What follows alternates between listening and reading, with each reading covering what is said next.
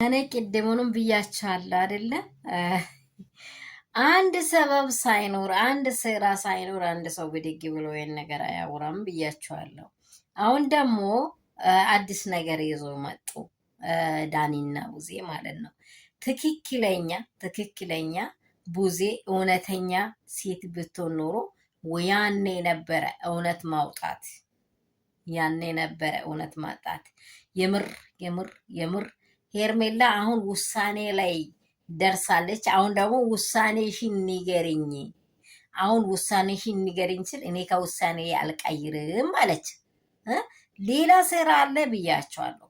አስቀድሜ ሌላ ሴራ አለ ብያቸዋለሁ።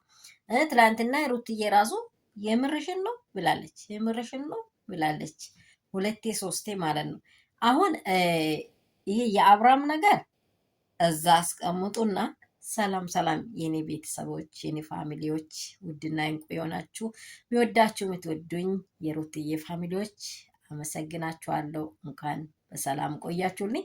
እኔ ያለው ዳና ነኝ፣ እግዚአብሔር ይመስገን። ይህንን ቪዲዮ ደግሞ የምትመለከቱት ላይክ እና ሼር ሰብስክራይብ አድርጉ። የሚወዳችሁ የአባቴ ብሩካን ያላችሁበት ሰላማችሁን ተመኘው። ቤተሰቦቻችሁ ራሳችሁን ሰላም፣ በሀገር ውስጥ ያላችሁ ከሀገር ውጭ ያላችሁ መዳም ቅመሞቼ አለንላችሁ። ጀግና ማለት የመዳም ቅመም፣ ጀግና ማለት የመዳም ቅመም። እውነት ወደዚህ አንገቷን ማታዞር ማለት ነው። ልቡናን ገዝታ ቻል አርጋ መከራውን ሙቀቱን ቻል አርጋ የምትኖር ማለት ነው።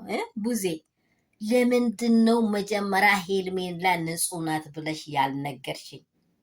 አይታችኋል አይደለ? አብርሃም ታሟል የምትሉ ሰዎች በደንብ አረጋግጡ። አብርሃም ምንም አልሆነም የምንለው ሰዎች ደግሞ በደንብ እናረጋግጥ። መጀመሪያ ሄርሜላ ምንም ነገር የላትም፣ ደግሞ አንድም ነገር ምንም ነገር የለም። እኔ በአንተ ወት ላይ ምንም ማድረግ አልችልም። አሁን አንተ ዲናል የፈለከው መሆን ትችላለህ አላለችም ወይ ብላለች? አላለችም ወይ ብላለች? ቪዲዮ አለ እኮ ሁላችን ሰርተናል። አሁን ደግሞ ገልበጥ ብላ የበሉት ብር አስተፋቻቸው መሰለኝ። በቃ ቡዜ እየተንጨረጨረች ነው። እኔ እንጃ። እኔ እቺ ሴት የእግዚአብሔር ሴት ናት። እግዚአብሔርን የምር ትፈራለች። ገና ደግሞ ጎትታ አስጀምራለሁ።